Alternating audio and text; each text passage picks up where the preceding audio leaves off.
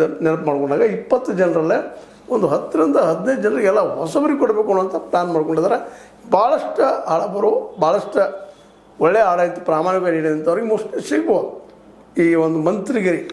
ಹೀಗಾಗಿ ಇದೊಂದು ದೊಡ್ಡ ಚರ್ಚೆ ನಡೀತಾ ಇದೆ. ಇದಕ್ಕೆ ಏನು ಉತ್ತರ ಕೊಡ್ಬೋದು ಸಿದ್ದರಾಮಯ್ಯನವರು, ಪ್ರತಿಯಾಗಿ ಏನು ಮಾಡಬಹುದು ಅಂತೇಳಿ. ಈಗಂತೂ ಅಧಿಕಾರದಿಂದ ಹೊರಗೆ ಹೋಗಿದ್ದಾರೆ. CM ಪಟ್ಟಣ ಇಟ್ಟುಕೊಂಡು ಒಂದೇನೋ ಪ್ರಯತ್ನ ಮಾಡಿದ್ರೆ ಆಗ್ತಿತ್ತೋ ಏನೋ. ಬಟ್ ಈಗ ಸಹಜದ ಅಧಿಕಾರದಲ್ಲಿ ಇದ್ದವ್ರು ಬೆನ್ನತ್ತಾರೆ ಎಲ್ಲರೂ. ಸಹಜ DK ಅವರಿಗೆ ಅಧಿಕಾರದ ಇವತ್ತು ಉಳಿದವರೆಲ್ಲರೂ ಸಿದ್ದರಾಮಯ್ಯ ಬೆಂಬಲಿಗಿದ್ದಂಥವ್ರು ಸಹಿತ DK ಜೈ ಎನ್ನುವಂಥ ವಾತಾವರಣ ನಿರ್ಮಾಣ ಆಗುತ್ತೆ. ಸಹಜ ಯಾರು ಅಧಿಕಾರದಿದ್ದಾರೆ ಅವ್ರು ಬೆನ್ನು ಹತ್ತುವಂಥದ್ದು. ಆದರೆ ಇದರ ಸದುಪಯೋಗ ಎಷ್ಟು ಮಟ್ಟಿಗೆ DK ಅವರು ಮಾಡ್ತಾರೆ ಅಂತೇಳಿ. ಯಾಕಂದರೆ 2028ರಲ್ಲೇ ಸಿದ್ದರಾಮಯ್ಯರ ಸಹಕಾರ ಸಹಾಯ ನಿಶ್ಚಿತವಾಗಿ ಬೇಕೇ ಬೇಕಾಗ್ತದೆ.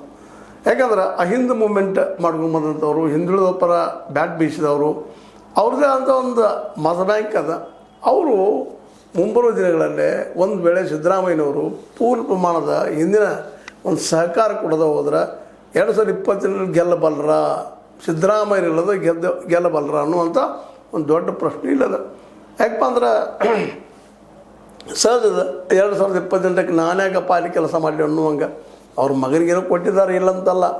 ಆದರೆ ಅದೊಂದೇ ಕಾರಣಕ್ಕೆ ಸಿದ್ದರಾಮಯ್ಯನವ್ರು ಬಗ್ತಾರ ಅನ್ನುವಂಥದ್ದು ಅಂದುಕೊಂಡ್ರೆ ಸುಲಭಿಲ್ಲ.